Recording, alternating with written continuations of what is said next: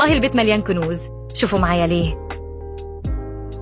علبة الصابون السائل الفاضية ما ترميهاش، سخن مسمار واعمل فتحات في الغطا وفي المقبض وهتتحكم في تدفق المية. هتقولولي جنتاس لري النباتات. لو الهاون مش موجود عندك، خد زجاجة بلاستيك، اقطعها من الاتنين وحط الجزء السفلي في طبق، وهتطحن توم بسرعة ومش هتتعب.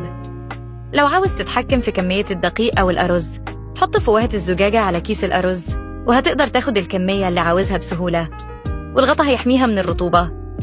السلك اللي بيجرح إيدك وهو بيلعب في المواعين، خد زجاجة وادخل السلك فيها مع حبل واغلقه بالغطا، وهتستخدمه بأمان وتعلقه على الشوكة بعد ما تغسله.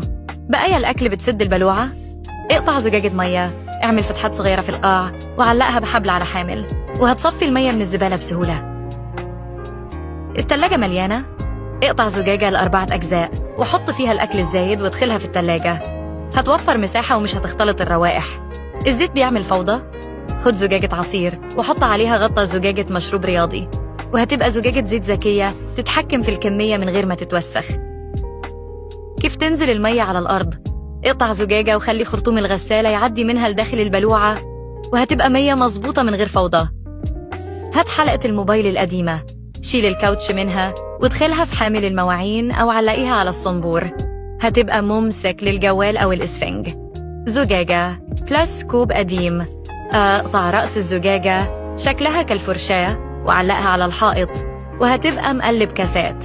فاشل تسهيل حياتك. متنساش تتابعني عشان تكتشف أسرار ترتيب البيت اللي محدش بيتكلم عنها.